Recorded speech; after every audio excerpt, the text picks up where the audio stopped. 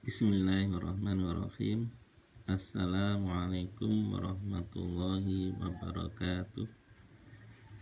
Mari kita lanjutkan pembelajaran nahwu pada pertemuan kedua ini dengan bacaan Al-Quran. Semoga pembelajaran ini kita diberi kemudahan oleh Allah Subhanahu wa Ta'ala. Berkatil Fatihah bisawati Rasulillah sallallahu lamul Fatihah.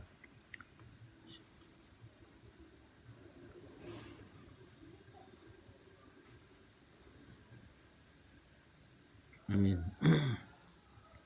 Hari ini kita akan melanjutkan pelajaran yang kemarin yaitu ini. Kemarin kita sudah membahas tentang pengertian kalam, lafadz, murokab, dan mufid. Ini. Hari ini kita akan belajar selanjutnya. Ini. Sebelum kita membaca ini, kamu harus mencari kata-kata yang kamu nggak tahu. Umpamanya banyak, ya tulis semuanya. Kata-kata yang nggak bisa ditulis semuanya di dalam buku tulis. Setelah ditulis semuanya, nanti akan saya dikte satu persatu. Itu tujuannya untuk mempercepat kalian bisa membaca kitab salaf. Nah, sementara ini sudah saya tuliskan kata-kata yang saya anggap mungkin kalian belum tahu di dalam bacaan ini. Nah, ini. Yang pertama mungkin aksamun. Di dalam bacaan itu ada kata-kata aksamun, artinya pembagian. Ini bisa kamu tulis di buku tulis. Yang kedua, salah satun, artinya 3. Terus, ja'a, artinya datang. Tulis. Li, artinya untuk atau kepunyaan. Terus selanjutnya makna, artinya arti, makna itu arti. Terus fa, maka. Yu'rafu, diketahui. Ya, kamu tulis ya. Yu'rafu, diketahui. Duhulu, masuk. Duhulu, masuk. Nah, sekalian ini macam-macam huruf, namanya huruf jar. Min artinya dari, ila artinya ke, an artinya tentang atau dari juga,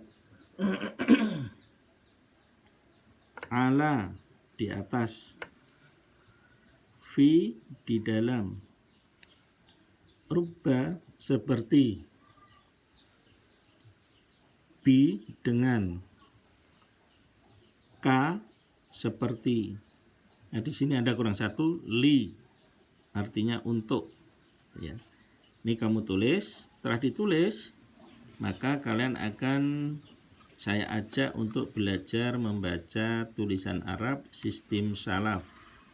Seperti yang kemarin sudah kita mulai di satu bait awal. Nah, kita lanjutkan.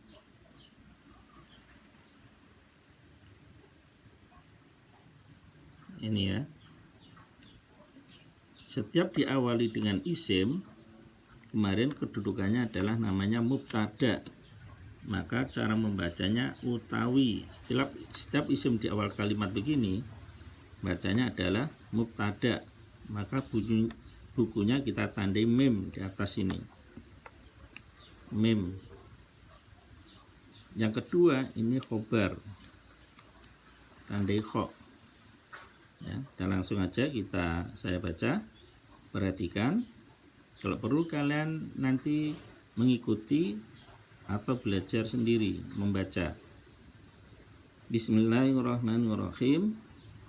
Wa aqsamuhu utawi pembagian kalam ini iku salah satun ada 3 rupane atau berupa ismun isim, wa fi'lun dan fi'il, wa harfun dan huruf. Ja'a kang datang opo huruf li makna untuk arti. Fal ismu maka utawi isim iku yu'rafu diketahui opo isim bil khafdhi dengan khafat, wa tanwini dan tanwin, wa dukhulul alifi wal lami dan masuknya alif dan lam, wa huruful khafdhi dan utawi, ini utawi lagi, huruful khafdhi huruf khafat, wa hiya utawi huruf khafat iku min, lafat min, wa ila dan ila, wa an dan an, wa ala dan ala, wa fi dan fi, wa rubba dan rubba, wal ba'u dan ba, wal kafu dan kaf, wal lamu dan lam. Nah ya, ini kita baru baca. Dan selanjutnya saya akan menjelaskan materi yang kita baca tadi dengan rinci supaya diperhatikan dengan sebaik-baiknya sehingga kalian nanti bisa menjawab tugas yang harus kalian setorkan. Ini dalam bacaan tadi sudah dijelaskan bahwa kalam itu terbagi menjadi 3 ya. Yang pertama yaitu ismun, isim. Contohnya isim itu Indonesianya apa? Kemarin sudah kita pelajari. Ismun itu adalah benda. Nahwu contoh babun, pintu. Nah, pintu itu termasuk isim. Baitun, rumah. Faslun, kelas. Nah, ini semuanya ini adalah jenis benda atau isim. Selanjutnya pembagian kalam yang kedua yaitu fi'lun, fi'il atau kata kerja kalau bahasa Indonesia. Contohnya yadhabu artinya pergi, yajlisu artinya duduk, yaqra'u artinya membaca. Nah, ini contoh-contoh kata kerja atau dalam istilah nahwu namanya kalimat fi'il.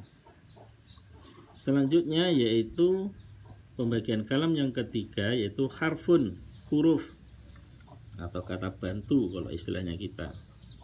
Contohnya min artinya dari, ila ke, fi di dalam, ala di atas. Nah, ini macam-macam pembagian kalam ya. Nih perhatikan.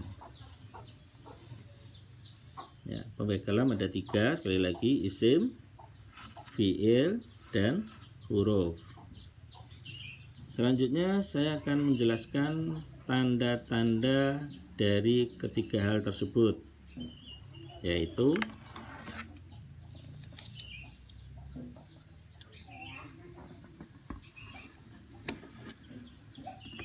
nah ini ciri-ciri isim. Perhatikan ciri-ciri isim atau tanda-tanda isim itu macamnya ada 4. Yang pertama al-khafdhu, yang kedua tanwinu, tanwin, yang ketiga dukhulul alifi wal lami, masuknya alif dan lam, yang keempat huruful khafdhi huruf khafat atau huruf jar atau kata bantu. Nah, selanjutnya contohnya ya.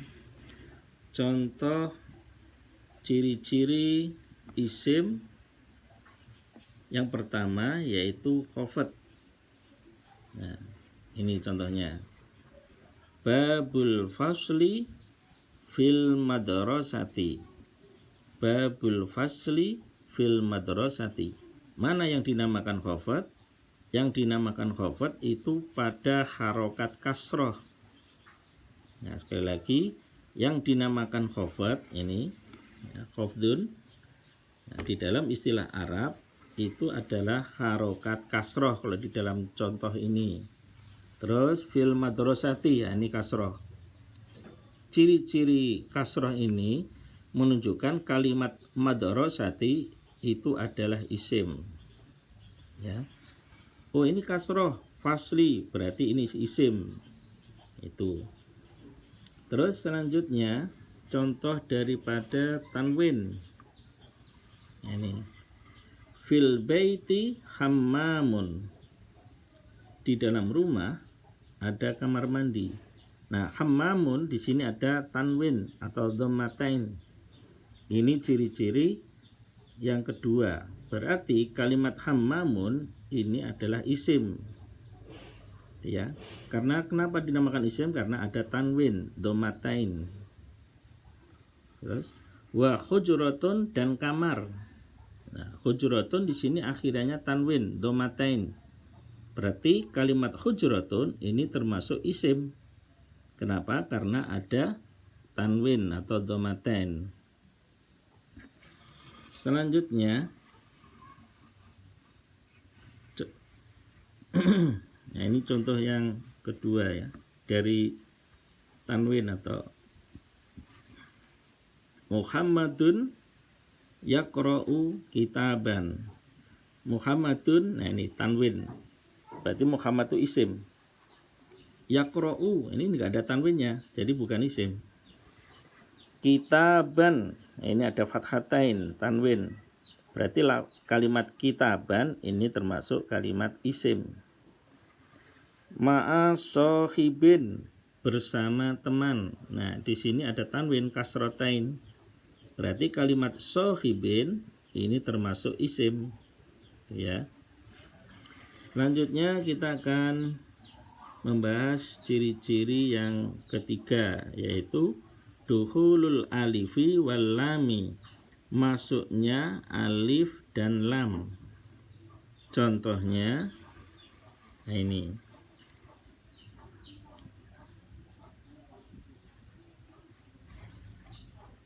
Al-qalamu alal maktabi. Al-qalamu alal maktabi.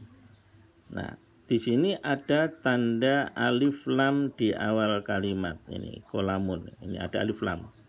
Nah, kalau lafadz qalamun ini ada tanda alif lam seperti ini, berarti qalamun ini termasuk kalimat isim. Jadi, qalamun itu dinamakan isim kenapa? Karena ada alif lam. Itu ciri-ciri yang ketiga. Kemudian di sini ada alal maktabi. Pada lafadz al maktabi, kini kita lihat di sini ada alif dan lam. Berarti kata-kata atau lafadz maktabi ini dinamakan kalimat isim atau kata benda. Itu ya. Nih cirinya alif lam. Selanjutnya tanda isim yang terakhir yaitu huruful khafdi. Huruf khafat atau huruf jar atau kata bantu. Contohnya ini. Arji'u minal madrasati. Arji'u minal madrasati. Saya pulang dari sekolah. Nah, di sini ada huruf khafat min, ya kan? Ini min. Berarti kalimat setelah min yaitu pada lafadz al-madrasati ini dinamakan isim. Kenapa? Karena sebelum lafadz al-madrasati di sini ada tanda isim yang keempat yaitu huruf khafat min. Ditambah lagi di sini ada al. Sehingga kesimpulannya lafadz madrasati itu termasuk kalimat isim. Karena ciri-cirinya ini ada min, ada alif lam. Contoh yang kedua, adhabu ilas suqi. Saya pergi ke pasar.